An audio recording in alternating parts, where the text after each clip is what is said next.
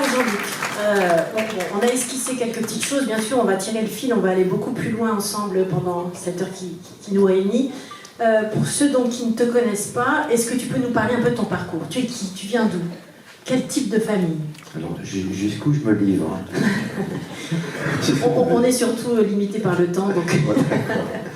Bon, voilà, je suis marié, je suis père de 4 enfants, j'ai 8 petits-enfants. Je suis fils de paysan, je suis l'aîné d'une fratrie de 10 enfants. Et en fait, ce parcours personnel m'a aussi permis d'aller un peu plus loin dans tout ce qui est solidarité, transition, courage, travail. Voilà, ça, ce sont mes vraies valeurs. Je suis à Cabreton, je viens à Cabreton depuis une 40aine d'années avec mes enfants. Avec mon épouse là, qui est là, donc on avait plaisir à effectivement venir à Cabreton, et puis on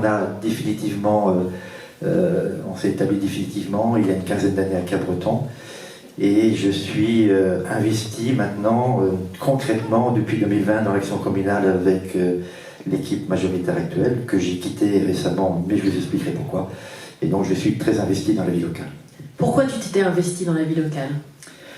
Alors mon investissement dans la vie locale, il date aussi de mon histoire personnelle, et puis également le fait que j'ai toujours milité avec mon épouse dans des associations, j'ai toujours été un militant actif dans un certain nombre d'organisations, et quand Patrick Lacléder est venu me chercher pour dire j'ai besoin de gens compétents avec une expérience pour former ma liste en 2020, j'ai répondu ok, et j'ai dit allons-y, et puis c'est comme ça que je me suis trouvé dans une liste municipale, avec un périmètre de fonction très, très, très large, parce que Patrick Lacléder m'avait demandé de m'occuper de tous les aménagements de Cabreton, de l'urbanisme, de la mobilité, et puis du littoral. Le littoral qui est un sujet quand même assez complexe, parce que c'est un sujet qui nous projette dans l'avenir, sur lequel il faut absolument faire des choses et préparer l'avenir de la côte pour nos enfants. On va en parler un peu plus tard.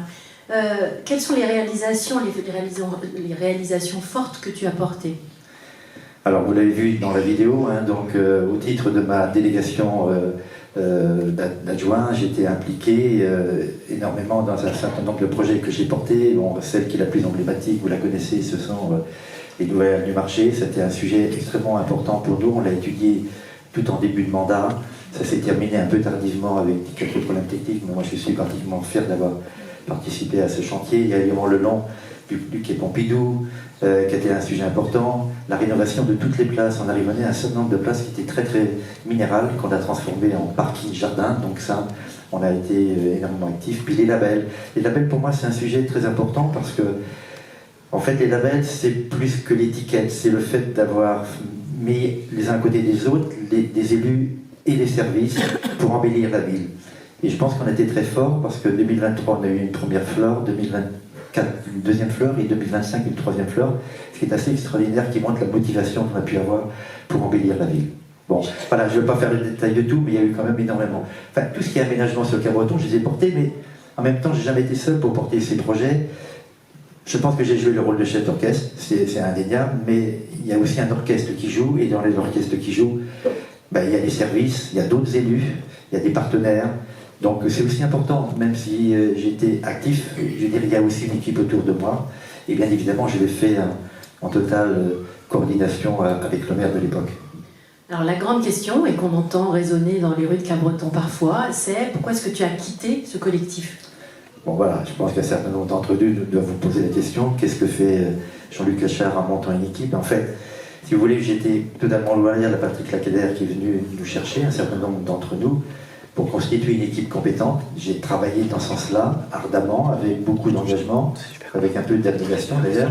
Et puis, effectivement, il y a un an, il y a eu un changement de maire. Donc, Patrick Lacléder a passé le témoin à son premier adjoint. Et là, très vite, j'ai vu que ça n'allait pas coller, quoi. Je veux dire, on n'a pas les mêmes méthodes, on n'a pas la même vision de la ville. Donc, des différences à la fois sur le fond et sur la forme. Donc, je suis resté, moi, dans l'équipe, alors que d'autres de mes collègues ont démissionné en décembre. Moi j'ai choisi de rester pour aller jusqu'au bout des projets que j'avais engagés et faire en sorte qu'ils aboutissent. Et la dernière en date, c'était effectivement la livraison du marché qui a été livrée fin août. Voilà, donc je pense que je suis totalement en ligne avec mes convictions, et j'ai pensé qu'il fallait effectivement choisir une autre voie. Donc il y a eu une première étape déjà de dire j'arrête simplement donc, de travailler avec cette équipe. Et puis la question s'est posée derrière, ben, je fais quoi? Et c'est là où il y a eu un long processus avec mes anciens colistiers, avec d'autres personnes que j'ai rencontrées, qui m'ont dit Monsieur Achard, il faut faire quelque chose, il faut peut-être, et c'est le jeu de la démocratie, imaginez que, bon voilà, il y a déjà 2 personnes qui sont en liste, et ben, peut-être ouvrir une 3e voie. Et comment est-ce que tu te positionnes par rapport aux 2 autres candidats alors? J'en ai dit quelques mots là, si vous voulez, il y a aujourd'hui deux équipes qui sont présentées. Il y en a une dans laquelle je viens, qui est un système, je trouve qu'il n'y a pas forcément la vision que j'aimerais qu'on ait dans cette liste-là. Et puis il y a une opposition qui, pendant un certain nombre d'années, n'a pas fait beaucoup de propositions, elle a été beaucoup dans la critique, et moi je trouve que quand on est élu municipal, qu'on soit dans la majorité ou dans l'opposition, il faut proposer. Et donc pendant tout ce mandat, il n'y a eu que des effets de négation par rapport à des projets qui ont été bien construits. Globalement, je pense que la plupart des choses que j'ai évoquées tout à l'heure, je pense que la plupart des Cabretonnais sont quand même très satisfaits de ça. Alors moi, je parle de moi, mais si vous voulez, dans les autres personnes qui ont démissionné, je songe à ma collègue Claire, là, qui est ici, qui s'est occupée de la culture. Elle a fait des choses absolument formidables, effectivement, mais elle en dira quelque chose après, plus. J'ai ma collègue Soline, qui s'occupait du social, et qui a démissionné, et qui a fait des choses aussi formidables. Je n'ai pas été la seule personne non plus à trouver qu'il y avait peut-être un écart là, dans cette transition. Je propose qu'on passe à la liste. Comment est-ce qu'elle s'est constituée, cette liste? Alors la liste, je l'ai démarrée très tard. Vous avez compris que j'avais démissionné de l'équipe municipale assez tardivement, même si j'avais pris ma décision un peu plus tôt. Et on l'a construit par étapes. Donc avec un noyau d'anciens colistiers qui ont été, j'irais à la manœuvre pour dire il faut faire quelque chose. J'ai rencontré des tas de gens qui m'ont dit mais on veut ni voter pour le leader de l'équipe en place, ni pour l'opposition. Il faut y aller. Bon ben voilà, et après à partir de ce moment-là, j'ai constitué une équipe. Aujourd'hui elle est complète, donc on a été très, très rapide parce que j'ai démarré à construire cette équipe, j'ai envie de dire fin septembre. On l'a conclu là à la fin de l'année, début janvier. Vous verrez tout à l'heure les 31 personnes. Et puis ben, on a commencé à travailler tout simplement. Donc dans ce travail, on a regardé l'état. Qu'est-ce qui avait été fait pendant ce mandat? Qu'est-ce qui avait été bien fait? Et je pense qu'il y a un certain nombre de choses qui ont été bien faites. Et de dire mais qu'est-ce qui manque? Où sont les trous dans la raquette? Et donc en essayant de se projeter. Et dans la projection, pendant décembre et puis janvier, j'ai rencontré énormément de personnes, à peu près des réunions chez l'habitant. J'ai rencontré à peu près 200 personnes, ce qui est beaucoup. Mon directeur de campagne, Guillaume, il m'a collé un agenda de fou. Et en même temps, j'ai rencontré à peu près une quarantaine d'associations. Pour moi, c'était super important d'aller voir les associations pour les comprendre. Alors, j'en connaissais quelques-unes, mais pas toutes. Et donc, on a encore un programme. Et donc, toutes ces connexions avec à la fois les habitants et les associations m'ont permis aussi de nourrir la réflexion. Et ensuite, j'ai fait confiance à mes colistiers qui sont venus avec leurs compétences, leur savoir-faire.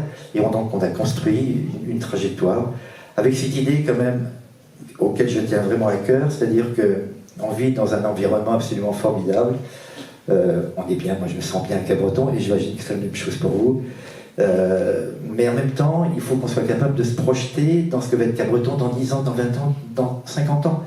On est une ville qui a ses fragilités, on a un trait de côte, on a des vraies problématiques d'érosion, mais aussi de submersion, d'élévation du niveau de la mer, bien évidemment, mais l'élévation de température, il va faire plus chaud, il va faire plus froid, plus pluvieux.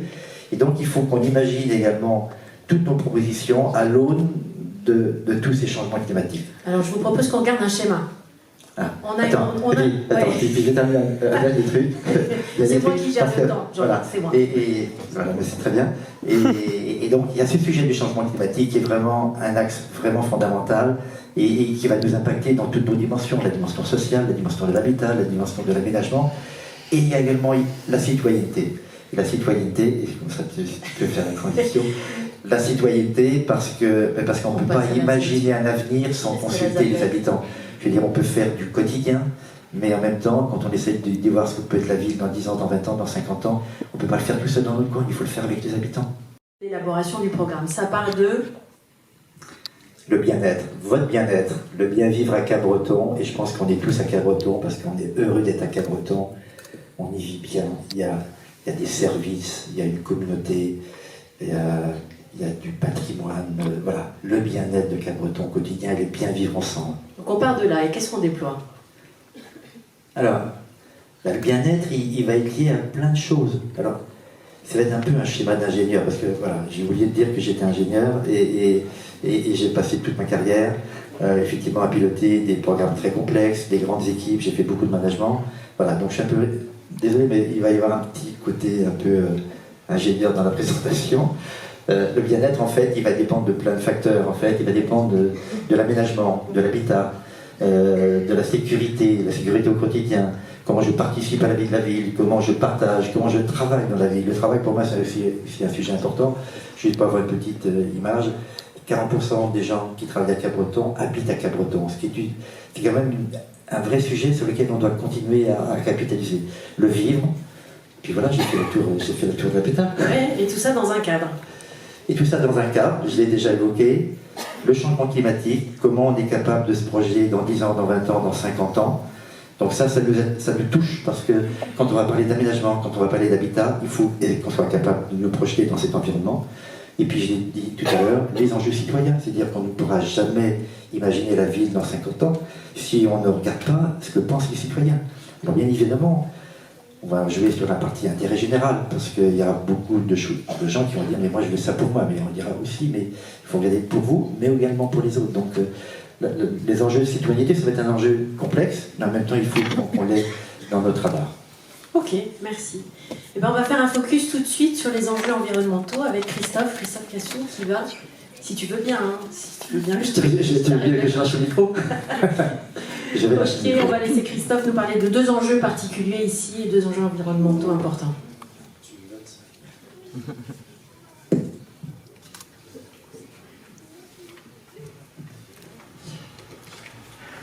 Alors, on va parler donc de ces grands enjeux, environnementaux qui vont encadrer en fait cette dynamique que vous a présentée Jean-Luc, une dynamique de gestion du quotidien et aussi d'anticipation et de projection et de protection pour la ville de Cabreton de demain, 10 ans, 20 ans, 30 ans.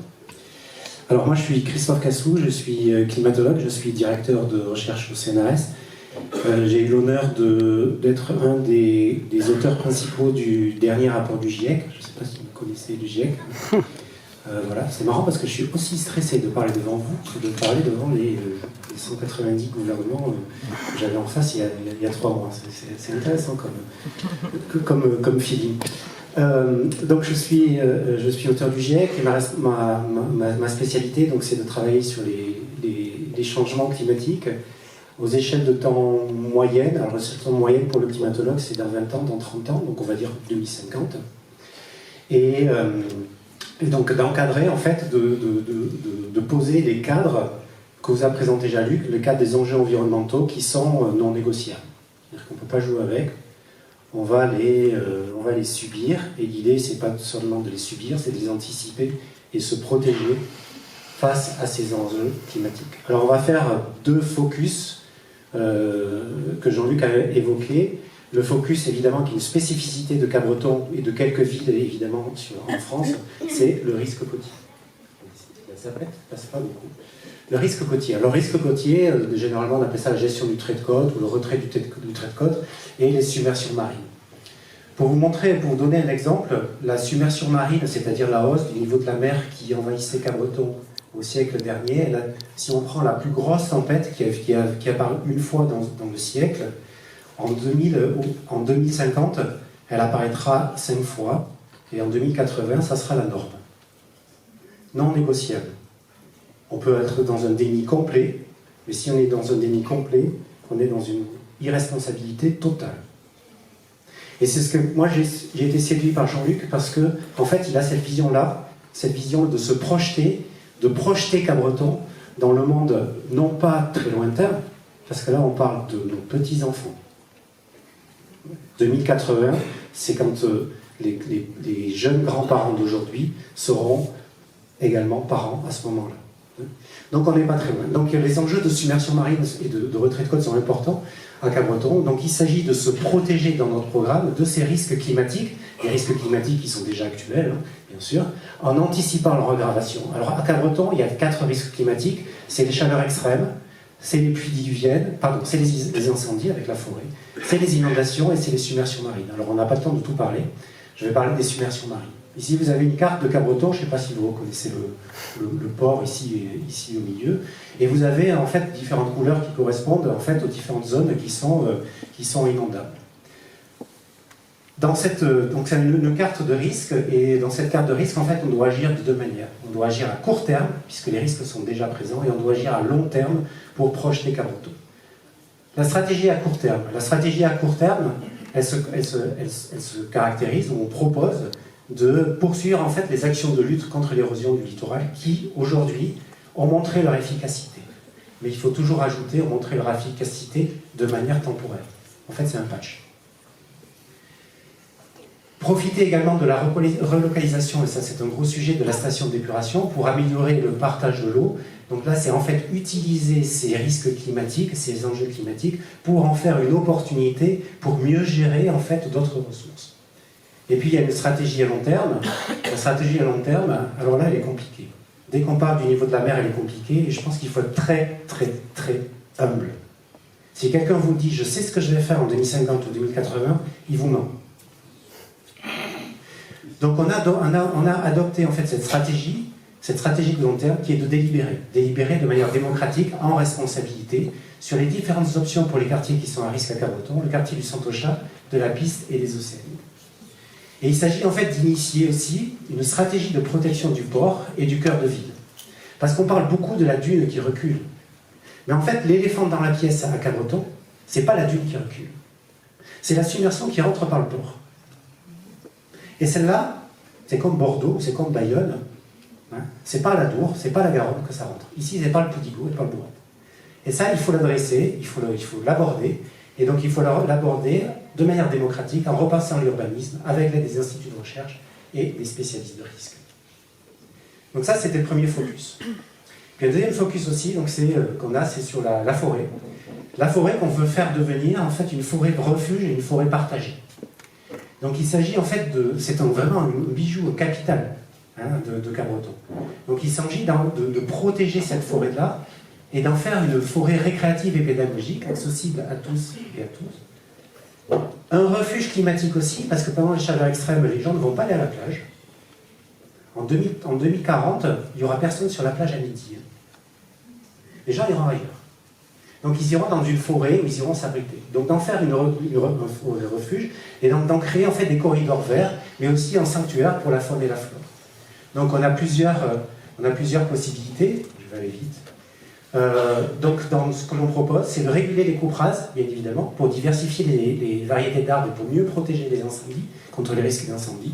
Protéger les zones limites, bien évidemment, mais aussi une forêt partagée. Une forêt partagée, donc une forêt où on crée des sentiers pédestres, des sentiers de VTT balisés, qui sont accessibles en particulier aux mobilités réduites, et qui avec des parcours pédagogiques sur la faune et la flore. Et quelque chose de très important, qui est en fait un peu le fil rouge de notre liste, hein, qui est le dernier enjeu que Jean-Luc vous a présenté, c'est les enjeux de citoyenneté. Donc avec la création d'un conseil local de la forêt qui associe toutes les parties prenantes, les habitants, les propriétaires forestiers, les clubs sportifs, les associations, les chasseurs, les pompiers, les scientifiques, avec également le parrainage des parcelles par les écoles. Tout ça en concertation, je vais trop vite, avec le Conservatoire du littoral, l'ONF et puis les associations environnementales, parce qu'on n'a pas la prétention non plus d'avoir toutes les solutions face à un défi que l'on doit relever. Et je vais passer le relais à Christophe, parce qu'en fait... Christophe et Léopold. Voilà, Christophe et Léopold, parce qu'en fait on va construire cette fleur avec vous, qui vont détailler les différentes options pour viser le bien-être. Donc, Christophe et Léopold, bravo. À propos de l'habitat et de l'aménagement. À toi, Christophe. Bonsoir à toutes.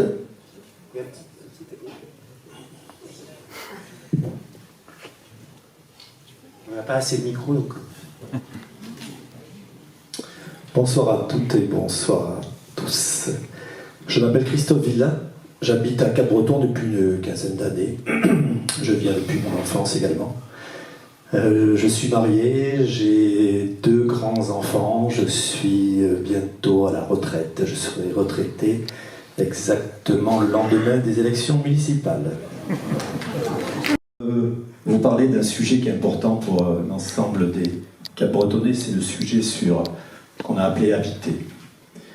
Donc je vais commencer par un petit état des lieux. En 15 ans, le nombre de logements à Capbreton est passé de 9 900 à 11 900. La part des résidences secondaires est restée stable autour de 60%. Elle est exactement aujourd'hui de 56%. En 2022, nous avions 6 700 résidences secondaires pour 5 200 résidences principales. Ça, c'est le premier fait. C'est un fait qui est indéniable. Le deuxième fait, également important, c'est que la zone urbaine de Capbreton est totalement figée par le plan local d'urbanisme. Ce qui est une bonne chose en soi, mais qui, par conséquent, fait que Capbreton ne peut plus s'étendre. Nous devons donc arrêter la construction de résidences secondaires pour favoriser le logement à l'année, le logement pour les gens qui travaillent et vivent à Capbreton. Pour cela, nous allons nous appuyer sur de nouveaux outils législatifs.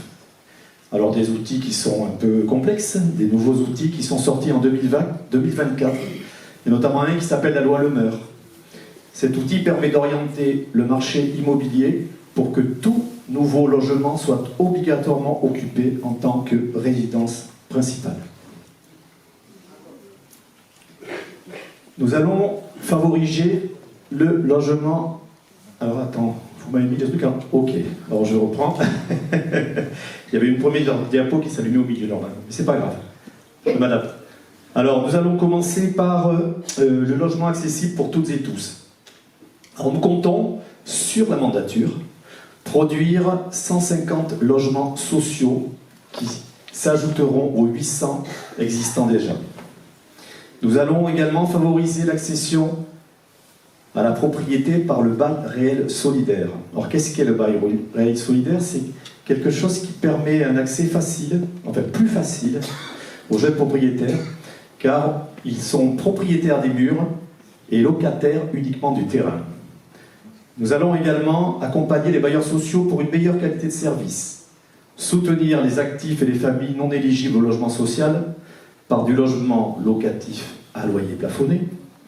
Nous souhaitons également, quelque chose qui est pour nous important, indispensable, favoriser l'autonomie des personnes âgées par la création d'une résidence senior au cœur de la ville.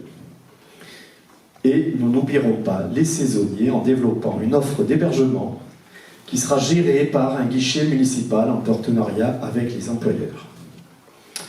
Ensuite, nous allons également favoriser le logement à l'année. Donc, pour cela, nous allons encourager la location à l'année par des outils réglementaires, habitation, incitation fiscale et accompagnement des propriétaires. Nous limiterons les locations touristiques quartier par quartier, genre les nouvelles locations touristiques, quartier par quartier, afin de préserver l'équilibre de la vie locale. Et nous soutiendrons également tous les jeunes travailleurs de Capbreton en recherche de logement, en se portant caution, si nécessaire, de leur location. Un autre thème important d'habiter, c'est soutenir la rénovation énergétique. Nous nous engageons à faire en sorte que les foyers les plus modestes puissent également bénéficier de cette rénovation énergétique. La commune apportera une aide financière aux dispositifs nationaux d'aide à la rénovation. Ensuite, avec Réno Max, nous créerons un guichet local pour accompagner les habitants dans la rénovation de leur logement et le développement des énergies renouvelables. tout ça, normalement, voilà, merci. Tout ça dans le cadre d'une charte architecturale qui est indispensable et importante pour Capbreton, car nous voulons conserver l'esprit de Capbreton. Donc cette charte architecturale intégrera des enjeux climatiques, la végétalisation et une exigence de cohérence esthétique. Je peux passer sur la vue suivante. Voilà. Alors nous protégerons le patrimoine remarquable avec l'appui de la Fondation du patrimoine. Nous souhaitons rénover l'intérieur de l'église Saint-Nicolas. Et sur l'image de gauche, vous reconnaissez sûrement, pour les Capbretonnais, le château d'eau de la Plage, qui mériterait ne serait-ce qu'un peu de peinture déjà pour être un peu plus esthétique et présentable. Et pour terminer, parce que l'habitat est au cœur du vivre ensemble, nous lancerons une consultation citoyenne pour nourrir le débat et construire collectivement un cadre de vie solidaire et respectueux de l'environnement. Car tout seul, nous ne pouvons rien faire et nous ne pouvons réaliser de belles choses à Capbreton qu'avec vous tous. Voilà, je vais laisser la parole à mon ami Léopold, qui va vous parler d'aménager.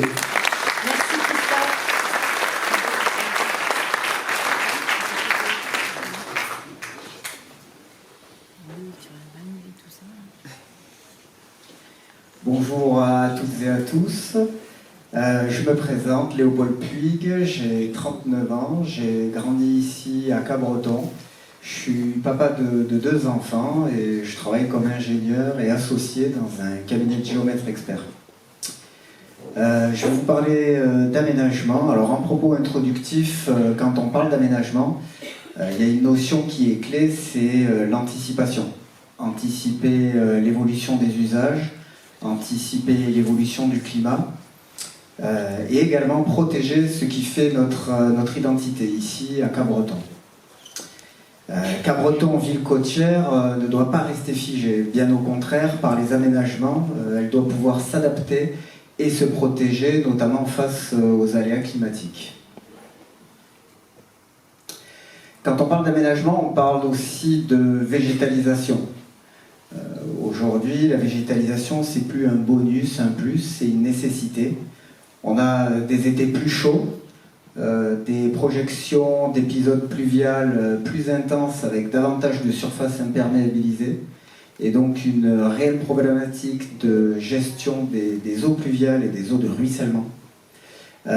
Des espaces ombragés encore trop rares sur certains secteurs. Et donc la végétalisation, c'est pas simplement un élément paysager esthétique, ça fait partie de la solution. Ça fait partie de la solution pour rafraîchir les villes, pour infiltrer l'eau dans le sol. Et ça fait partie également en termes de solutions douces, de protection contre le recul du cordon dunaire. Alors ici vous avez une petite photo avec des lieux sur Capbreton encore trop minéral sur lesquels il faudrait réaliser des travaux d'aménagement par la végétalisation, donc le front de mer, le centre-ville, les quais, etc. Quand on parle d'aménagement, on parle aussi de mobilité douce. Ça fait clairement partie de l'identité et du mode de vie ici à Capbreton, avec une problématique assez prégnante qui est celle de la cohabitation entre les piétons et les vélos. Aujourd'hui, il y a un réel sentiment d'insécurité sur nos voies douces qu'il faut adresser. À titre personnel, j'ai 2 jeunes enfants, notamment la petite dernière qui sait faire du vélo mais pas toujours parfaitement droit. Et l'été, on ne peut pas emprunter les pistes cyclables parce que c'est beaucoup trop dangereux. Donc le problème, c'est pas le vélo en soi, je dirais même que le vélo fait partie de la solution en termes de mobilité douce. Le problème, c'est qu'on a parfois des pistes cyclables qui s'arrêtent brutalement, créant des discontinuités dans le réseau, des carrefours qui sont anxiogènes et des conflits répétés entre les piétons et les cyclistes, notamment dû à un manque de clarté et de lisibilité. Donc il faut être clair, il n'y a pas une solution unique. Chaque rue, chaque axe à Capbreton a ses contraintes, parfois simplement d'ordre spatial avec des assiettes foncières qui sont limitées et on ne peut pas pousser les murs des maisons. Donc il faudra que par l'aménagement, on vienne favoriser les bons comportements. Ici, en bas à droite, il y a une petite photo qui montre aussi des solutions pour pouvoir segmenter les usages entre piétons et cyclistes, où on vient avec des différences de texture, des différences de couleurs, des différences de niveau également, avec des bordures chanfreinées qui sont coupées, qui pardonnent les écarts à vélo d'ailleurs, contrairement à des bordures droites qui sont assez oppressantes et quand on s'y prend la roue ou les pieds, peuvent provoquer un risque de chute. Quand on parle de mobilité douce, il faut aussi parler du piéton. Je pense qu'on peut tous constater dans nos quartiers respectifs l'état des trottoirs, parfois même absents, des fois trop étroits ou encombrés, parfois du simple stabilisé, pas très pratique pour les jeunes parents avec poussette, nos aînés et encore moins les personnes à mobilité réduite. Donc là, il faut créer des circuits qui permettent de connecter les zones d'habitat avec les différents espaces publics et les équipements publics, de façon inclusive pour les personnes à mobilité réduite également, et remettre le concept de la ville du quart d'heure appliquée à la marche, ici à Cabreton. Une ville qui se marche est une ville qui se vit. Ça s'inscrit aussi dans le sport santé, ça fait partie de la qualité du cadre de vie des Cabretonnais.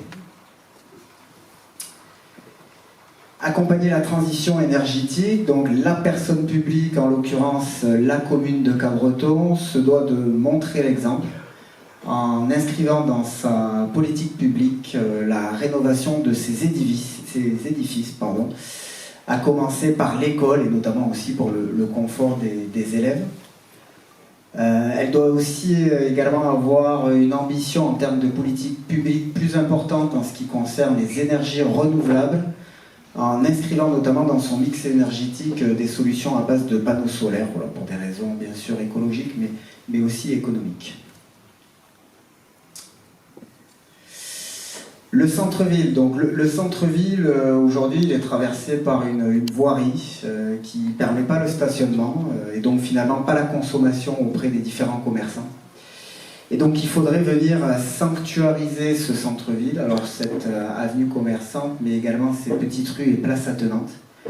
On a un centre-bourg qui est une véritable pépite, mais avec un potentiel sous-exploité aujourd'hui, et qu'il faudrait sanctuariser pour que ça devienne un véritable lieu de partage et de vie pour les Cabretonnais, et pas seulement un centre-ville que l'on traverse. Alors bien entendu, il y aura une problématique liée à la logistique pour les commerçants qu'il faudra étudier en concertation avec eux, notamment la logistique du dernier kilomètre qui souvent se prête à des solutions plus vertes et décarbonées. Voilà, donc on pourrait parler des heures d'aménagement. On a choisi de présenter ce soir ces quelques points.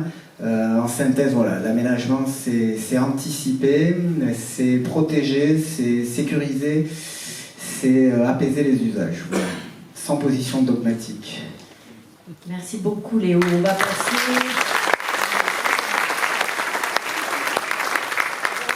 à vivre avec Guillaume, Alice et Olivier.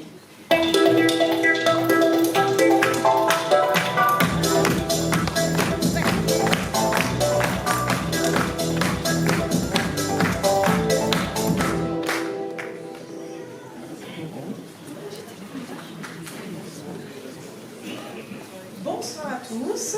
Donc, je suis Alice Middleton, maman de 2 enfants de 11 et 13 ans. Je suis cabretonnaise depuis mes 6 ans. Je suis arrivée en CE1 à l'école Saint-Exupéry. J'ai exercé en tant que notaire pendant quelques années. Aujourd'hui, je suis juriste et chef de projet dans une entreprise locale. J'ai coécrit ce thème Vivre, qui est un thème très large, parce qu'il traite autant de l'enfance que de la jeunesse, de nos aînés, avec le handicap, les loisirs. Donc je vais vous présenter en premier lieu la petite enfance. Donc la petite enfance, il y a la naissance, et on arrive avec un bébé qui a 2 mois et demi, et on se dit, part travailler, qu'est-ce qu'on en fait? Avec cette problématique du mode de garde. Donc avec Cabreton par nature, on souhaiterait avoir des leviers incitatifs qui vont permettre aux assistantes maternelles, aux MAM, qui sont des maisons d'assistantes maternelles, et aux micro-crèches, de s'installer. Et également, quand on est parent, on a beaucoup de questions. Et l'idée ici, c'est de leur offrir un tiers-lieu, un lieu qui leur sera dédié dans la future médiathèque dont vous parlera Claire, où en fait il y aura une ouverture et un lien constant avec des professionnels de la petite enfance pour que voilà, les parents puissent être rassurés. Ensuite, on pense qu'arrivé aux 3 ans, on est sorti de la galère, pas du tout. Arrivé à l'école, un petit souci au niveau du centre de loisirs. Donc c'est vrai qu'aujourd'hui, pour avoir une place au centre de loisirs, pour l'avoir vécu, on se met toutes et tous le réveil à 18h55 pour être les premiers à cliquer. Et malheureusement, au bout de 5 minutes, plus de place au centre de loisirs. Donc nous, l'idée, c'est vraiment de repenser le système d'inscription, que l'on a déjà repensé, et également de revoir le bâti. Voilà, que le lieu d'accueil soit plus grand et puisse accueillir une capacité plus importante d'enfants. Cet agrandissement sera revu dans un projet de refonte globale de l'école Saint-Exupéry. On entend beaucoup de maîtresses et d'enfants se plaindre de la chaleur. Donc l'idée, c'est toujours ce même fil rouge et du froid. L'idée, c'est ce même fil rouge, voilà, de tenir compte de ces enjeux climatiques et énergétiques. Passé cette première phase de la petite enfance, arrive la jeunesse. La jeunesse, on a quelque chose qui existe à Cabreton qui est super. À l'époque, moi, ça s'appelait le CLJ.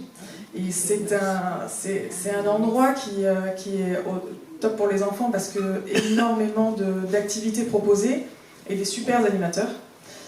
Mais la difficulté aujourd'hui, c'est que quand on est adolescent, on abandonne ce genre d'endroit parce qu'on préfère rester chez soi. Et alors moi, ça me tient énormément à cœur parce qu'effectivement, on lutte contre ces écrans et pour moi, c'est un rempart formidable pour pouvoir lutter contre ça. Et l'idée ici, c'est de proposer des séjours, parce que les adolescents, les choses principales, ce qui les intéresse le plus aujourd'hui, c'est le lien social et c'est les expériences sur le plus loin possible des parents, en gros. Donc c'est vrai que proposer des séjours accessibles sur des thématiques différentes, je pense que ça leur permettra de sortir de chez eux.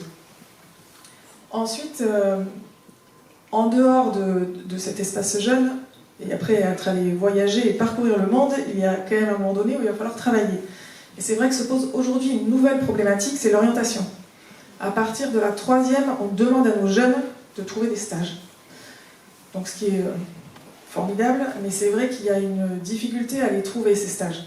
Donc nous, ce qu'on aimerait mettre en place, c'est une plateforme où on va aller démarcher les acteurs locaux et alentours pour qu'ils s'inscrivent sur cette plateforme et qu'ils puissent promouvoir leur entreprise et leur activité. Bien sûr, la mairie sera actrice de cette plateforme parce qu'il suffit quand même à un moment donné de montrer l'exemple. Donc voilà.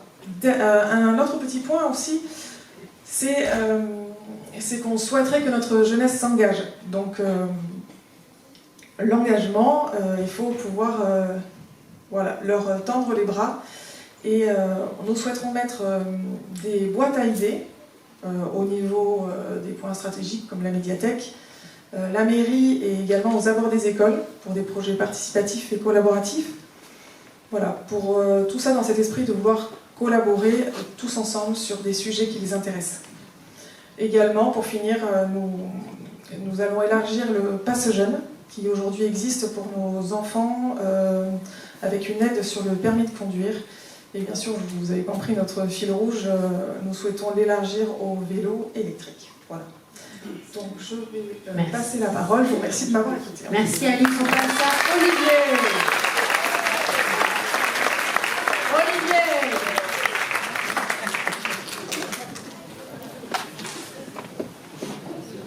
Merci beaucoup Alice. Bonsoir à tous et à toutes.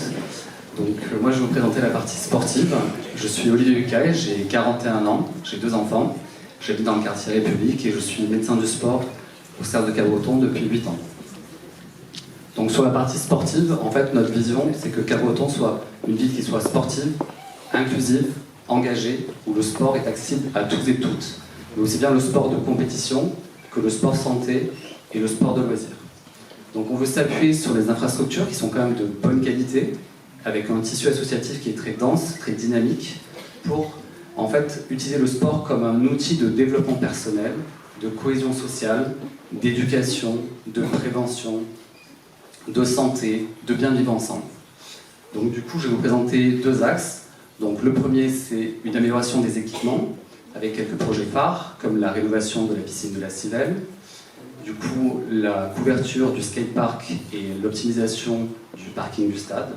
Il y a également une réflexion sur l'amélioration du pôle glisse, Pierre-Annès. Et enfin, du coup, la pratique sportive libre en forêt, avec la création de parcours, aussi bien pour la marche, pour la course et le vélo.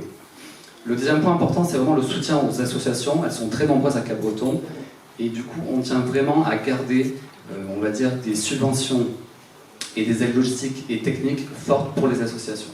On souhaite également développer le sport santé pour tous les âges, mais en particulier pour les seniors. Développer également le handisport et le sport adapté. Et dernier point, on souhaite réaliser tous les ans un forum annuel des associations.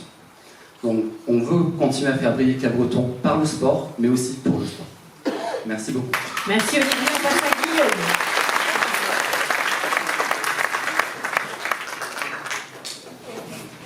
Bonsoir à tous. Bonsoir à tous, je me présente, je m'appelle Guillaume Descorps, j'ai 45 ans, je suis conseiller en gestion patrimoine et je suis revenu vivre à Cap-Breton en 2015 et ma famille habite sur Cap-Breton depuis 1953, exactement. Je vais vous parler de la solidarité de l'action sociale qui est un des piliers les plus importants de la politique communale. On va commencer déjà par le soutien aux plus fragiles. On souhaite mettre en place ce que l'on appelle communément la tarification sociale, notamment pour les plus fragiles, pour l'énergie et l'eau. Notamment le droit de se soigner. C'est un droit tout à chacun. Et il arrive souvent qu'on n'a pas les moyens de pouvoir se payer une mutuelle. Donc notamment, on voudrait que la commune participe à ce qu'on appelle à une mutuelle communale.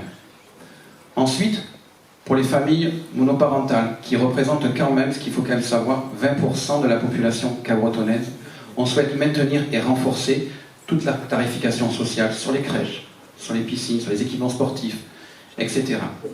Et surtout, une grande idée, c'est mettre en place sur Cap-Breton une maison des aidants. On a la chance d'avoir un EHPAD, Eugénie Desjaubert, qui est un EHPAD de grande qualité, avec des personnels dévoués, et on veut compléter cette offre en mettant en place une maison des aidants.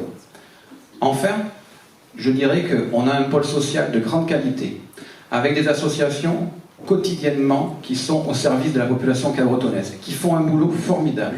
Et pour ça, on souhaite renforcer ce pôle social, notamment en le rénovant, en remettant une communication renforcée, en luttant notamment contre la fracture numérique, qui est une réalité pour les plus faibles et pour les personnes âgées, et notamment simplifier les démarches. Et enfin, on a, Claire en parlera un peu plus tard, un grand projet, qui est la médiathèque. Et cette médiathèque, il faut qu'elle devienne un lieu de partage entre générations. Donc, qu'on ait les plus jeunes et les plus âgés qui puissent se rencontrer. Et que ça soit aussi un lieu de ressources, notamment pour un espace de convivialité que l'on souhaite développer. Je vous remercie de m'avoir écouté. Merci Guillaume, on va passer à Marion et Sophie qui vont nous parler de l'emploi, si je ne me trompe. C'est ça, super, allez-y. Parce que C'est pour travailler, oui. Travailler. Si. Non. Bonsoir à tous, je m'appelle Sophie Durand, je suis pharmacienne de formation, mais je travaille dans l'industrie pharmaceutique où je suis responsable de la stratégie et de l'accès au marché.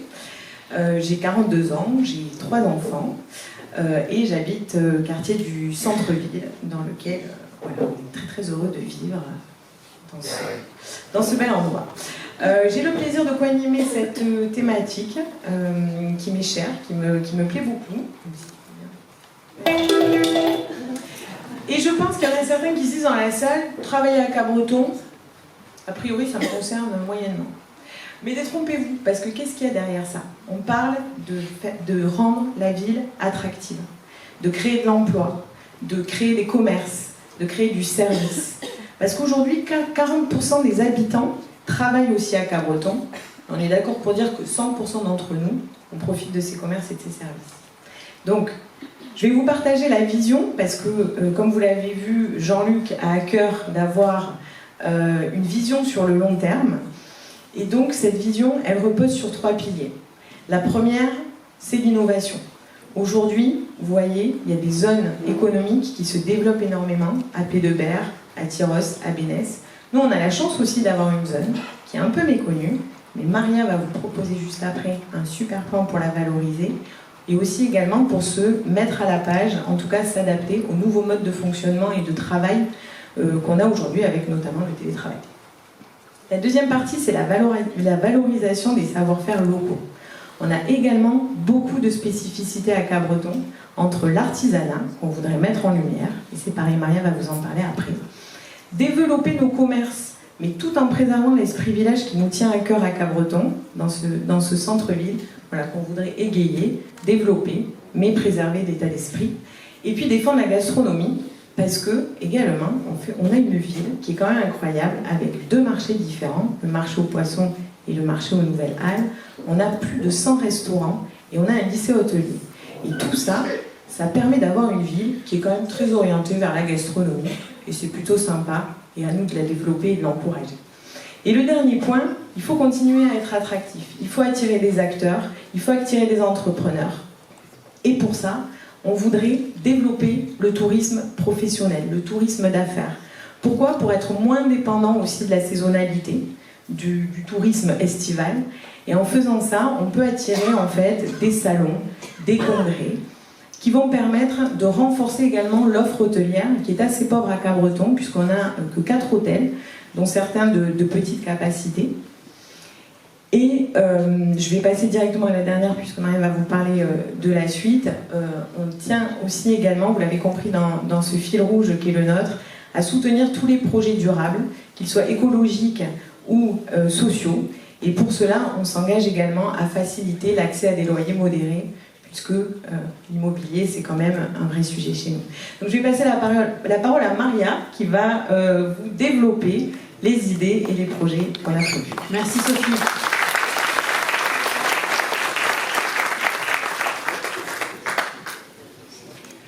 Bonjour, donc moi je m'appelle Maria Marbeau, j'ai 40 ans et j'ai eu la chance de grandir à Cabreton.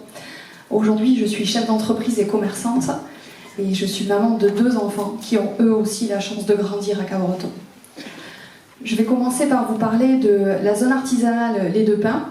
Donc cette zone artisanale, elle est assez singulière déjà parce qu'elle est gérée par Max avec le soutien de la communauté des artisans, c'est des entreprises mais c'est aussi des services.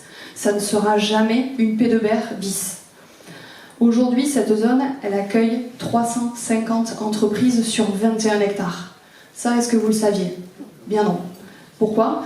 Et parce qu'en fait, on ne les voit pas. Cette zone, elle a été réaménagée. Aujourd'hui, on a des voies qui sont extrêmement étroites, où il n'y a qu'une seule voie centrale. Les gens roulent très vite.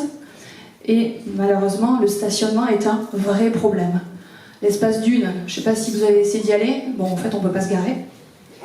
Et il y a aussi d'autres commerçants qui se sont plaints des problèmes de stationnement. Donc pour ça, aujourd'hui, ce qu'on veut faire, c'est, au sein de la zone artisanale, c'est d'attirer les nouvelles entreprises qui vont être en lien avec l'artisanat. Comment ? En créant tout d'abord un pôle projet et innovation. Ce serait en fait une pépinière d'entreprises pour mettre en avant ces pépites, ces artisans. C'est aussi un espace d'accueil pour les événements professionnels, mais aussi un espace de coworking.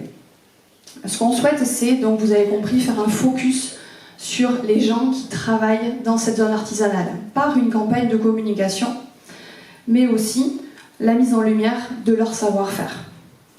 Enfin, on veut repenser l'aménagement, le stationnement devant les entreprises, la végétalisation, mais aussi la signalétique. Ce qu'on propose, c'est que la commune accompagne les propriétaires à la rénovation et à l'harmonisation du bâti. L'autre pilier très important, nos projets pour ces commerces, déjà ils vont s'orienter sur les 4 zones commerciales de Cabreton.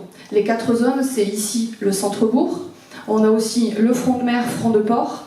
On a le boulevard des Cigales et Mille Sabords. Et en fait, c'est la connexion de ces 4 zones commerciales qui fait la richesse de Cabreton.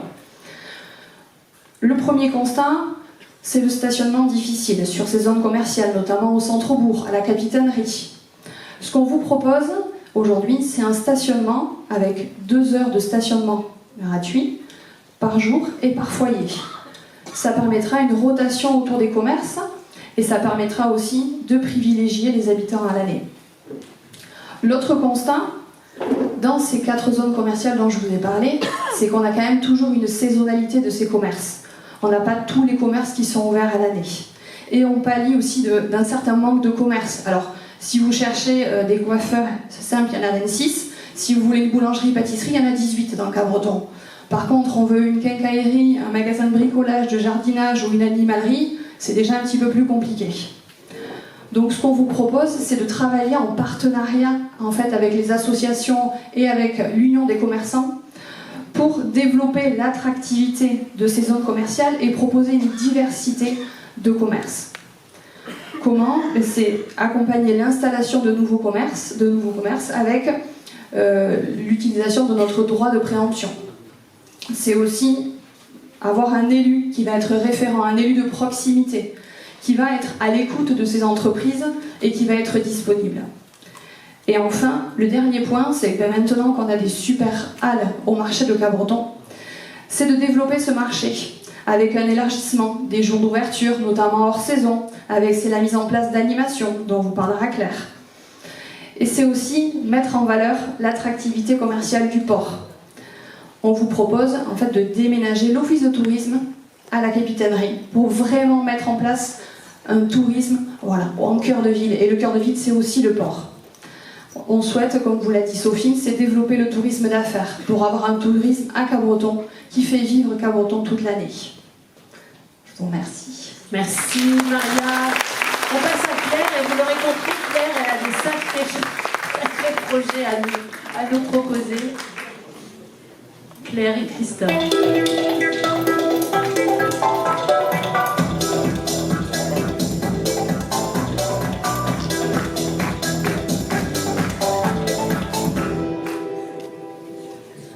Bonsoir à tous, je m'appelle Claire Marsaguez, j'ai eu 50 ans cette année, je suis directrice RSE dans l'agroalimentaire, en bon français directrice développement durable, et je suis la maman de 4 enfants. J'ai eu la chance entre 2020 et 2024 d'occuper le poste d'adjointe à la culture dans l'ancienne équipe municipale. Voilà, et donc très naturellement, je vais vous parler du thème partagé et de politique culturelle. Donc, comme vous l'avez, je l'espère, noté, il s'est passé pas mal de choses entre 2020 et 2024 autour de la culture à Cabreton. Mais je voulais en mentionner un en particulier parce que je crois qu'il résume bien notre intention pour la mandature qui arrive. C'est le Festival du Jazz. En 2020, le Festival du Jazz, qui est un long festival, un festival historique à Cabreton, il se passait au cœur de l'été, il se passait en plein mois d'août, dans la salle Fart, avec une programmation certes très bonne, de très bonne qualité, mais bien réservée à des gens qui appréciaient déjà ce style musical, et finalement une fréquentation assez peu importante, ou en tout cas en déclin. On a complètement repensé avec le service culture cette manifestation.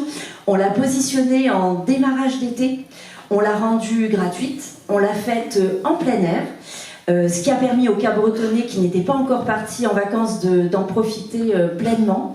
On l'a construite aussi avec les associations locales et les acteurs culturels locaux. Je pense notamment à l'association Le Circus qui nous a bien aidé aussi à rendre plus jeune le public qui est venu au festival, mais aussi le conservatoire de Tyros. Et en fait, on a eu une année, on a toujours eu depuis entre 6 000 et 8 000 personnes qui venaient au festival. Et c'est exactement l'esprit dans lequel on voudrait opérer pour la culture et les événements à Cabreton dans les années à venir. Et ça rassemble beaucoup d'ingrédients. Ça ressemble à un ingrédient de convivialité, de rassembler toutes les générations, de proposer une offre culturelle et d'animation de qualité et qui rassemble et qui nous permet de créer du lien. Parce qu'en fait, la culture et les animations, c'est ça qui nous intéresse, c'est du vivre ensemble et c'est de créer du lien. Donc, quels sont nos actes de travail pour les 6 années à venir? On les a listés là. Je vais vous les passer assez rapidement. Bien sûr, on veut continuer avec des moments festifs, sportifs et gourmands. On a déjà pas mal de fêtes auxquelles on est très attaché à Cabreton, mais on a des nouvelles idées parce qu'on pense, comme disait Jean-Luc, qu'il y a des trous dans la raquette ou qu'il y a encore de nouvelles opportunités.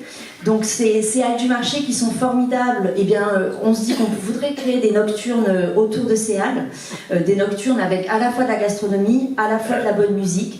On pense aussi à notre jeunesse, tu l'évoquais Alice, et la jeunesse, nos jeunes aujourd'hui, quand ils veulent faire des maillades, ils vont ailleurs, ils vont dans les villages tout autour, et bien on se dit que c'est une opportunité de créer des maillades à Cabreton, mais pas n'importe comment, d'utiliser ce conseil de la jeunesse dont on reparlera avec Christophe pour travailler avec eux et pour eux, et que ce soit eux qui le mettent en place et qui le gèrent, et voilà, leur permettre aussi d'avoir cet événement localement. Deuxième idée, ou deuxième axe de travail, Cabreton, Cité de la Parole. Festival du Conte, j'imagine que vous l'avez entreaperçu pendant ces années. Il est aussi très... Enfin, il est vieux, enfin je ne sais pas comment dire. Il a plus de 35 ans, en tout cas. C'est un festival historique. Mais je ne sais pas si vous savez que Cabreton est un pôle culturel de max autour de l'oralité. Et en fait, l'oralité, ça regroupe les arts de la parole et du récit. Donc ça va bien au-delà du conte. Donc nous, ce que l'on veut développer, c'est une cité de la parole. Et une cité de la parole, ça peut passer par plein de choses. Par organiser des soirées débats, par faire participer certaines de nos classes à des concours d'éloquence ou à des concours de lecture à voix haute.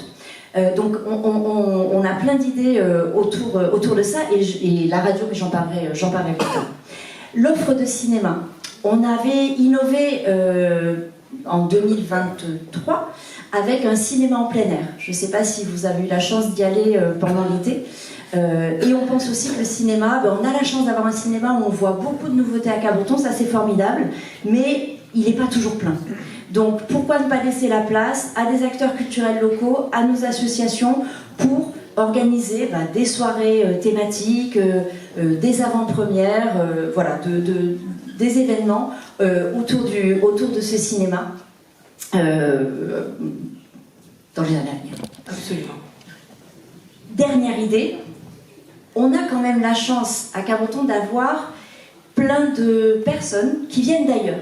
On a des vagues magnifiques, on a une qualité de vie extraordinaire, donc c'est vrai qu'on a pas mal de nationalités en fait sur ce territoire. Et ces nationalités viennent avec leur propre culture, leur propre langue. Mais c'est pas pour autant qu'on les met réellement en avant ou qu'on fait des choses autour de ces cultures-là. Et l'ouverture au monde, c'est fondamental. C'est fondamental pour nos jeunes, mais aussi pour nous tous. Donc on aimerait mettre en avant et mettre en lumière ces différentes cultures, ces différentes langues à travers des événements gastronomiques, d'échanges culturels ou même des possibilités, des ateliers de conversation ou des séjours à l'étranger. Donc comment est-ce qu'on fait rayonner finalement ces gens qui sont là et qui ont plein de choses très très très très chouettes à nous apporter. Et le dernier élément, mais tout le monde vous en a un petit peu parlé, donc je le garde pour la fin, c'est la médiathèque ludothèque du futur. Mais comme c'est vous allez le voir, et je pense que c'est pour ça que tout le monde en a parlé, c'est un projet très symbolique de ce que l'on veut porter chez Cabreton par nature. Je vais d'abord donner la parole à Christophe sur la thématique participer, et on y reviendra après.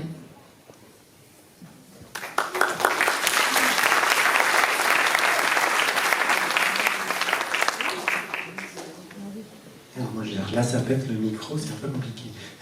Alors, participer, on vous a montré que en fait, ce bien-être Cabreton, il était encadré par des enjeux de citoyenneté et des enjeux donc, de participation et une forme de nouveau souffle démocratique qu'il faut mettre en place, considérant les enjeux actuels. Donc, je vais essayer d'aller rapidement parce qu'on déborde beaucoup, donc on pourra discuter ensuite. Donc il s'agit d'initier en fait une nouvelle relation entre les élus et les citoyens, pour répondre bien sûr aux enjeux du quotidien, et je pense que c'est ce qui vous a été montré jusqu'à présent, mais anticiper aussi les défis de demain de la manière la plus participative possible, et puis deux mots qui sont aussi très importants, de la manière la plus juste et de la manière la plus équitable possible. Donc on veut en fait réinventer un nouveau type de dialogue citoyen, un dialogue citoyen qui soit beaucoup plus inclusif, avec un comité citoyen de la jeunesse, donc la jeunesse qui regroupe donc les collégiens, les lycéens, mais aussi les jeunes adultes, dotés d'un budget participatif. Cette jeunesse s'empare d'un projet pour ensuite le mener et le présenter également à la population. Une permanence itinérante, on a envie d'inverser en fait, d'inverser cette relation entre élus et citoyens, dans la mesure où généralement, bon, on fait des comités de quartier, mais c'est les gens qui viennent dans ce comité de quartier. Là, ce qu'on va faire, c'est qu'on va inverser, c'est-à-dire que chaque mois, on ira dans un quartier et on vous recevra chez l'habitant. Et puis quelque chose qui est vraiment nouveau et qui, moi, me tient particulièrement à cœur, et c'est la convention citoyenne. La convention citoyenne qu'on va appeler Cabreton 2050. Alors une convention citoyenne, c'est un espace de délibération, un espace participatif pour en fait embrasser ou projeter pour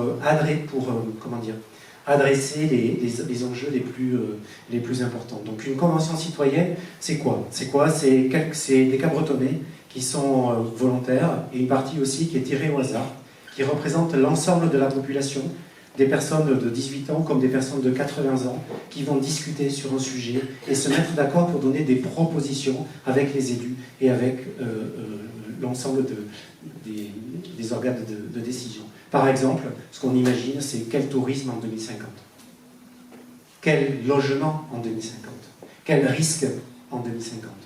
Et l'idée, c'est d'être ensemble de la manière la plus représentative possible, parce qu'en fait, la démocratie à la papa, celle qui descend, aujourd'hui on sait qu'elle est morte.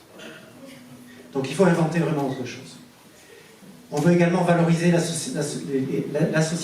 valoriser la vie associative avec la création de l'Office municipal de la vie associative. Donc un office qui rassemble l'ensemble des associations pour discuter en fait des attributions et pour discuter également de mutualisation. Soutenir de manière financière, administrative et technique et valoriser également les bénévoles, ce qui est absolument important. Et créer donc une plateforme associative numérique qui rassemble et qui simplifie les différentes démarches. Et puis enfin, on veut instaurer ce qu'on appelle une journée du cadre de vie. C'est une journée qui rassemble de manière intergénérationnelle avec des actions alors qui peuvent être sur l'environnement ou qui peuvent être aussi sur le vivre ensemble. Donc on propose des actions de nettoyage, de plantation, de protection des espaces naturels, où ce n'est pas une association, mais c'est un ensemble d'associations ce jour-là, dans un moment qui est festif, dans un moment qui peut commencer par un petit déjeuner au marché, mais qui est fédérateur, qui est fédérateur et qui est axé sur le bien vivre, le bien ensemble, sur l'environnement et le bien-être, et qui se termine le soir par, en fait, peut-être... on raisonne tout haut, peut-être un prix pour la meilleure association, le meilleur bénévolat dans cette association-là, et aussi à vous donner un retour de ce qu'on aura entendu pendant les permanences itinérantes et de faire parler les différents comités qu'il y a sur Cabreton. Et tout ça dans un cadre pour mieux échanger sur la vie de la cité. Donc dans mieux échanger, il y a plusieurs dimensions. Il y a la dimension évidemment de partage, il y a la dimension de communication, il y a la dimension d'information, parce qu'aujourd'hui il y a vraiment un manque au niveau de Cabreton de tout ce qui est fait, parce qu'il y a énormément de choses qui sont faites au Cabreton. Et je vais redonner la parole à la médiathèque, parce que la médiathèque c'est en fait ce qui nous fédère. Et Claire,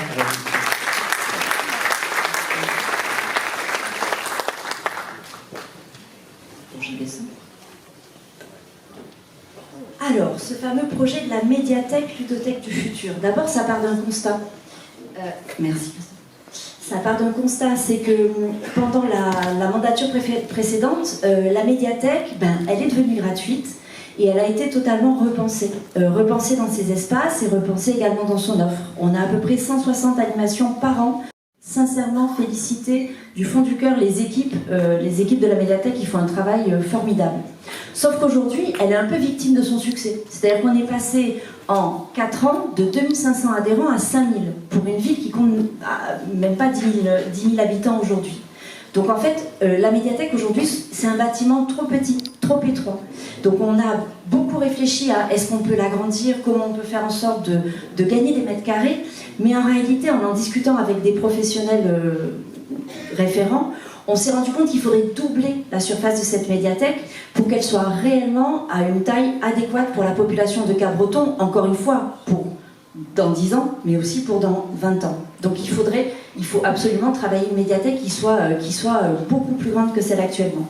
Et pour tout vous dire, le bâtiment actuel, je suis sûre que si vous la fréquentez, vous le savez, il a aussi des problèmes d'isolation thermique, et des petits problèmes de rénovation, on va dire. Donc, qu'est-ce que c'est ? Pardon. Donc, quel est le projet de cette médiathèque du futur ? D'abord, c'est un nouveau bâtiment en cœur de ville qui effectivement fera 1200 mètres carrés et qui sera éco-conçu en énergie positive. Toujours cette idée d'adaptation au changement climatique. Les jours de grande chaleur, il faut que cette médiathèque elle puisse être un refuge. De toute façon, ce sera un lieu de vie, mais elle puisse être un refuge dans des cas de pic extrême. Bien sûr, ça va permettre d'avoir une offre élargie, mais aussi des espaces élargis. Donc effectivement, les projets portés par Alice autour de la petite enfance, ou je ne sais plus, c'était toi Maria qui parlait d'un... Hein ? L'espace de coworking. Il faut que les espaces soient modulables et nous permettent aussi de favoriser ce lieu de vie. Troisième aspect, la citoyenneté. Vous l'avez compris, et Guillaume et Christophe l'a partagé, la citoyenneté et la participation citoyenne, c'est quelque chose qui est au cœur de notre projet. Donc on veut que la médiathèque soit un petit peu un symbole de tout ça. Donc on l'imagine avec une agora où on pourra faire justement ces débats, on pourra faire ces concours d'éloquence, on pourra faire ces restitutions de dialogue citoyen. Mais également un studio de radio citoyenne, la fameuse radio Estacade. Et si on la faisait pour de vrai ?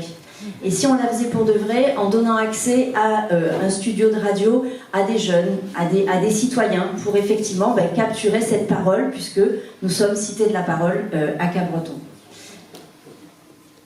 Et finalement, un tiers-lieu. Un tiers-lieu parce que si on parle de lieu de vie, c'est une médiathèque, mais ça doit être beaucoup plus qu'une médiathèque. Et donc là, notre axe de travail, c'est vraiment d'en faire un tiers-lieu de partage autour de l'économie circulaire. Donc des partages d'objets, des partages de savoir-faire, voire des ateliers de réparation. Donc c'est pas complètement ficelé, mais en tout cas c'est la direction dans laquelle on veut aller. Donc finalement un lieu qui rassemble, qui protège, qui nourrit et qui est un symbole du vivre ensemble et finalement du projet que nous voulons porter. Merci beaucoup. Merci. Juste on va arriver au dernier sujet. Et vous dire aussi, ce que j'ai oublié de vous dire en tout début, c'est qu'à l'issue de ce sujet-là, on va pouvoir échanger avec vous. On va écouter vos questions s'il y en a dans le public et on y répondra avant que toute la liste nous rejoigne sur scène, le reste des colistiers. Donc maintenant, c'est Jean-Luc. Ouais, donc moi je prends le... À toi, Jean-Luc. Ça va trop vite. La sécurité, dans les échanges que nous avons pu avoir avec les habitants, c'est un sujet vraiment central. Et il faut absolument qu'on fasse une proposition pendant ce mandat. Le maire a un rôle particulier parce que c'est lui qui est en charge de la sécurité sur l'espace public dans la ville. Et je prendrai, moi, toute ma responsabilité par rapport à ce sujet. Et la police municipale, elle est incarnée aujourd'hui, elle est incarnée par des policiers municipaux. Aujourd'hui, ils sont 8. Pour une commune comme Cap-Breton, il faut normalement à peu près un policier municipal par 1000 habitants. Donc aujourd'hui, on est plus à 9000, mais l'été, on est plutôt vers 15 000. Donc on pense qu'il faudra peut-être légèrement renforcer le nombre de policiers municipaux. C'est un coût pour la commune, mais également c'est un coût qui effectivement mérite d'être dépensé pour la sécurité de tous les habitants. Alors, on pense qu'il faudra augmenter légèrement, mais également les accompagner, ces policiers municipaux. Donc il y a des besoins de formation, il y a des besoins d'équipement.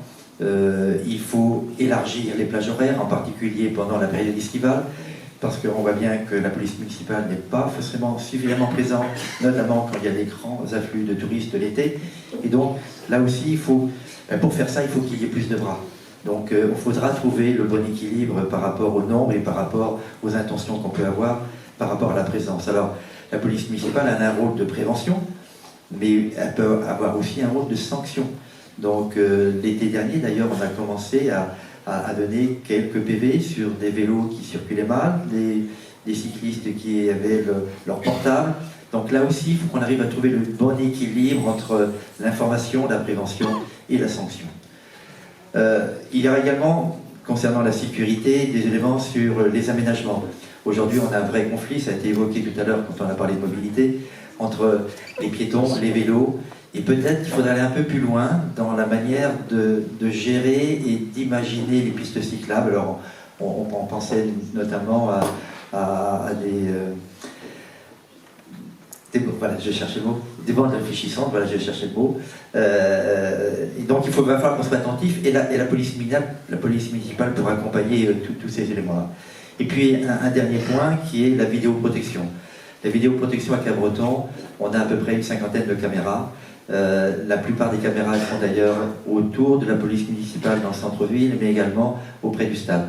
Nous pensons qu'il faudra aller un peu plus loin au niveau de la vidéoprotection. Alors la vidéoprotection, hein, pour que ça soit clair pour tout le monde, c'est une vidéo qui regarde, et au bout de 30 jours, s'il n'y a pas eu d'élément, elle disparaît. Il n'y a pas de personne derrière un écran qui regarde en permanence ce qui se passe. Donc la vidéoprotection est un outil avant tout pour prévenir, parce qu'on l'a vu au niveau du parc des sports, depuis qu'on a mis de la vidéoprotection au niveau du parc des sports, eh bien, on voit que le niveau de délinquance, d'incivilité a plutôt diminué, donc on veut bien qu'il y ait un rôle. Et notre objectif, c'est d'aller mettre effectivement de la vidéoprotection, en particulier aux entrées de ville, là où il n'y en a pas, en particulier dans les milieux sensibles, et peut-être éventuellement en mettre aussi autour des zones de tri, parce que par exemple aux zones de tri, aujourd'hui on peut constater qu'il y a un certain nombre de choses qui ne se passent pas forcément très bien, les gens mettent leur poubelle à côté, et peut-être que s'il y avait une caméra au-dessus, ben peut-être qu'on pourrait corriger d'une certaine manière les incivilités.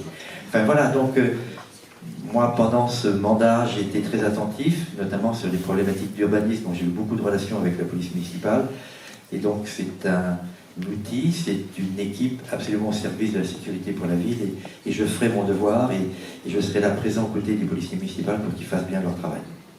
Merci Jean-Luc, on passe à Yves qui va se présenter. Une petite présentation. Donc Yves Trézière, qui est très doué pour mettre son petit micro, mais qui va être aidé parce qu'on est une équipe. Bonsoir, oui c'est plus facile avec le micro, je suis bien. Donc je suis Yves Trézière, je crois que on m'a demandé de parler d'argent donc pendant une petite heure, hein, c'est ça? Non, pendant les 5 minutes.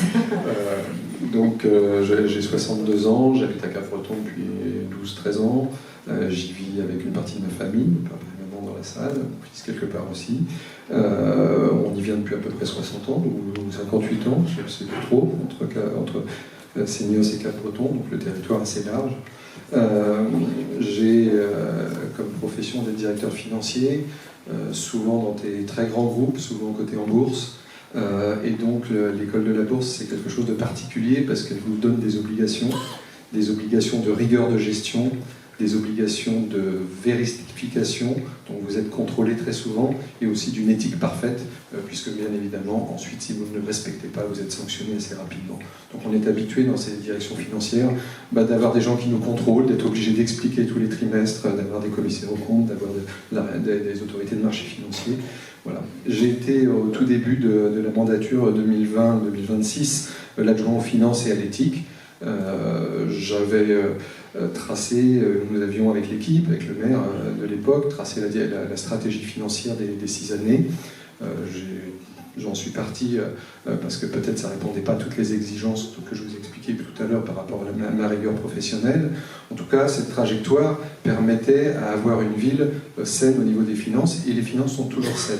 Néanmoins, la ville a bénéficié de plusieurs programmes, notamment de déforestation pour créer soit la résidence Curboisée, soit la partie de la zone de la résidence des Deux Pins et de l'EHPAD, d'une manne financière exceptionnelle qui a permis d'abonder beaucoup de projets pendant la mandature actuelle. Donc c'était plutôt, dans un sens, un mal-être parce que déforester, on avait choisi de plus trop le faire, donc ça c'était avant la mandature 2020, et ensuite on a stoppé cette déforestation, et on a tiré profit des rentrées qui arrivaient pendant cette mandature, donc les projets que vous avez vu émerger, dont une partie était portée par la partie adjointe à l'urbanisme, Jean-Luc, ont permis de continuer d'embellir la ville. On ne pourra pas continuer sur ce rythme-là, bien évidemment, mais néanmoins, on va faire en sorte de pouvoir gérer la ville positivement. La ville a la chance d'avoir des recettes, et des recettes touristiques, donc on va essayer de flécher les recettes touristiques pour les Cap-Bretonnais. C'est-à-dire qu'aujourd'hui, on met tout dans un pôle, et puis on le gère comme si c'était de l'argent facile. On veut utiliser les recettes de la partie touristique pour flécher notre habitat à l'année. Améliorer nos trottoirs, améliorer nos voiries, améliorer les bâtiments qui s'abîment. Aujourd'hui, on n'entretient pas assez notre patrimoine, on a des recettes touristiques, il faut les utiliser pour cet entretien et pas seulement pour des grands projets. Ensuite, pour l'argent, on a des dépenses de fonctionnement qui sont à peu près de 18 millions d'euros aujourd'hui. C'est beaucoup d'argent. Dans la trajectoire que nous avions fixée à l'époque, c'était un peu moins. Donc je pense que depuis 3 ans, il n'y a plus d'adjoint aux finances dans cette commune. Vous êtes la seule commune de France de cette taille-là sans adjoint aux finances.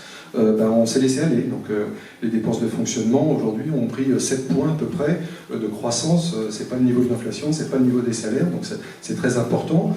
Si on n'agit pas et on la régule pas, ça voudrait dire qu'on augmente la pression fiscale. Or aujourd'hui, vous n'avez pas envie d'augmenter la pression fiscale et nous non plus. Donc on va essayer de la stabiliser et de faire attention à ces dépenses. Une fois qu'on dit ça, il nous reste quand même de l'argent, à peu près 3 à 4 millions d'euros par an en termes d'autofinancement, ce qui nous permet de faire des projets.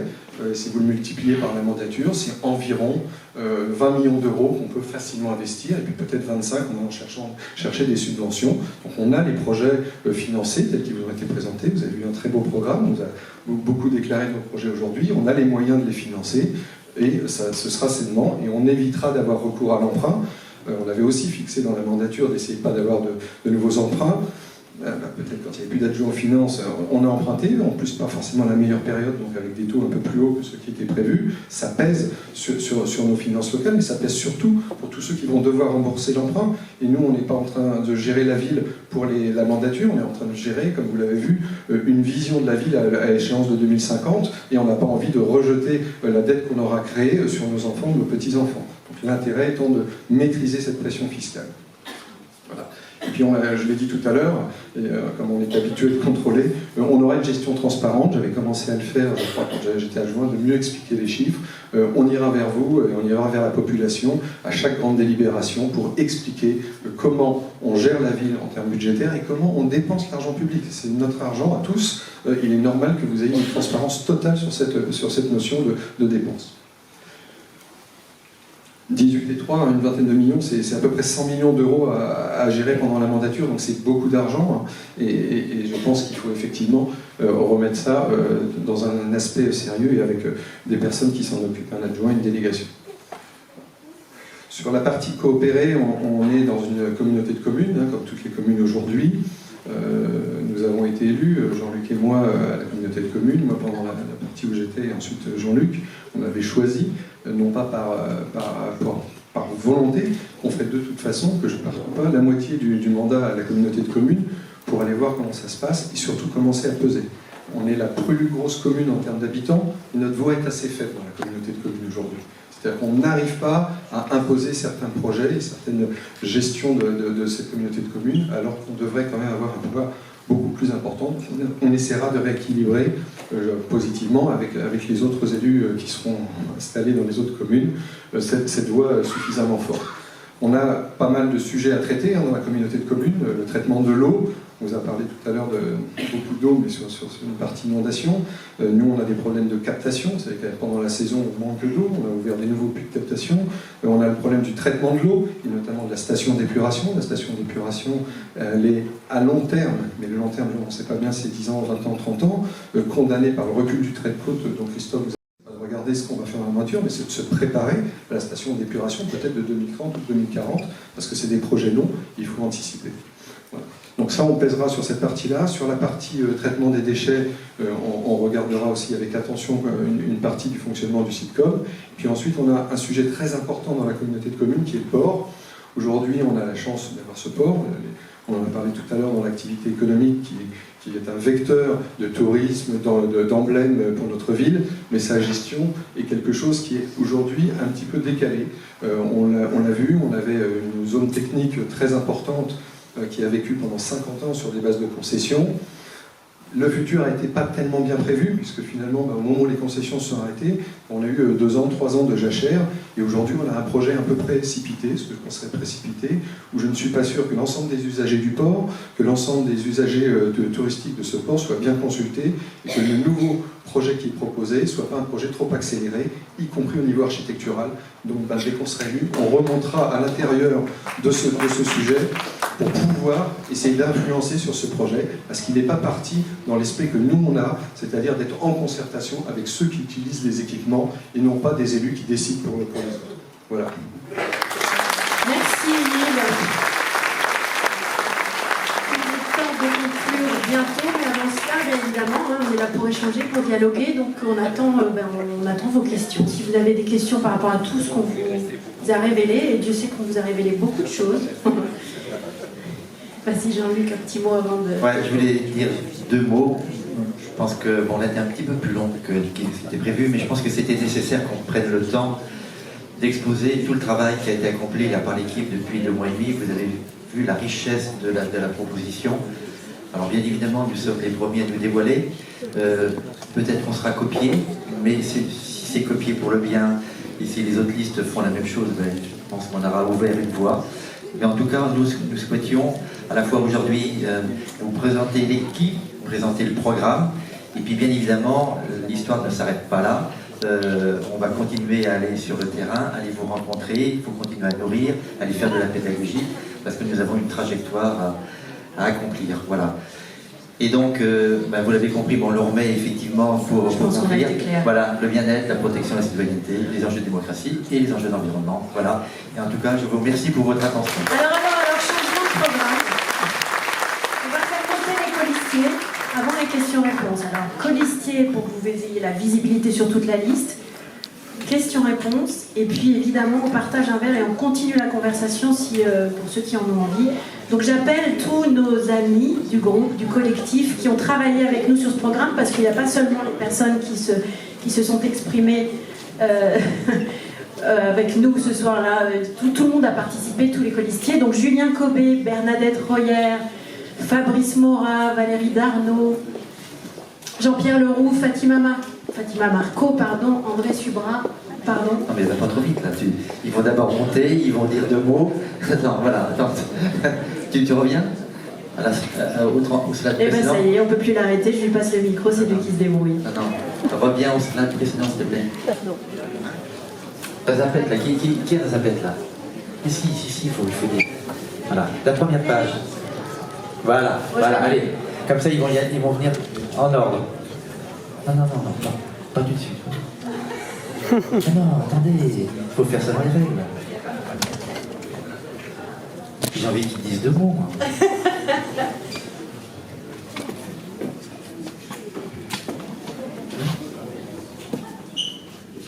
Non. Bon, comme on me signale qu'effectivement on n'a pas beaucoup de temps, ils vont dire 1 mot, 2 mots. Voilà, Bernadette déjà. Bernadette. Je m'appelle Bernadette Royer, je suis retraitée et je vis dans le centre-ville et j'étais avant dans la comptabilité et gestion. Super. Bonsoir à tous, je m'appelle Julien, je suis conseiller en immobilier et ça fait 40 ans maintenant que j'habite dans le quartier de la Plage. Vous voyez, ils sont courts quand même, voilà, on peut les applaudir. Bonjour, Fabrice Morat, 45 ans, je suis commercial. Je vis en concubinage et j'ai une petite fille de 8 ans qui a 8 ans aujourd'hui, ici Angélique. Bon anniversaire, mon chéri. Bonsoir, Valérie Darnaud, 64 ans, retraitée. Je travaillais avant dans une école de commerce à Paris. Je suis cap-bretonnaise depuis 3 ans et j'adore cette ville et j'adore cette liste. Bonjour, Jean-Pierre Leroux, je suis un heureux retraité à Cabreton. je suis grand-père de 6 petits-enfants et j'ai fait toute ma vie professionnelle dans l'agroalimentaire pour des produits de grand public que vous connaissez tous, que je ne citerai pas, et en tant qu'ingénieur et marketing et commercial. Voilà. Et j'ai décidé de rejoindre Jean-Luc pour ses valeurs et le programme que vous avez vu, et je vous invite à nous rejoindre nombreux. Bonjour, je m'appelle Fatima Marco, j'ai 44 ans, maman de 3 enfants, je suis commerciale dans le secteur du bâtiment et fière d'être cabretonnaise et fière d'avoir rejoint la liste de Jean-Luc. Super Fatima. Bonsoir, je m'appelle André Subra, je suis un géologue, ancien depuis longtemps, mais bon, on est toujours géologue. Et voilà, j'espère, je suis le plus vieux de la fratrie, si j'ose dire, mais j'espère amener un peu de mes compétences qui me restent. Voilà, donc merci beaucoup, au revoir. Super. Julie. Allez, Julie, je pense qu'elle n'est pas là. Julie, elle n'est pas là ce soir. Je pense qu'elle s'excuse. Mais allez-y, ne passez pas forcément dans l'ordre des photos. Bon, finalement, je ne suis pas Julie, je suis Véronique. Donc voilà, je m'appelle Véronique Géraud, j'ai 55 ans, je suis maman de 2 grandes filles et j'ai un petit-fils aussi. Je vis dans le quartier du Gaillou, où je suis très bien, la lisière du bois. Et je suis ravie d'être cabretonnaise et de faire partie de cette superbe liste. Super. Bonsoir à tous, je suis Émilie Larouille, 47 ans. Je suis commerçante à Cabreton, au centre-ville, sur la place du marché. Voilà, je suis coiffeuse, j'en connais certains, que j'embrasse beaucoup. Merci.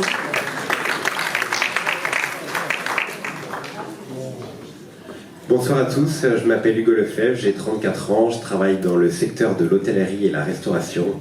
J'habite quartier de la République depuis 2018 et je suis très fier d'être sur cette liste. Bonjour, Paul Barrette, Pays Hollande, j'ai 29 ans, je suis ingénieur dans l'environnement. J'habite aujourd'hui quartier des Écrivains et je suis cabretonné depuis ma naissance.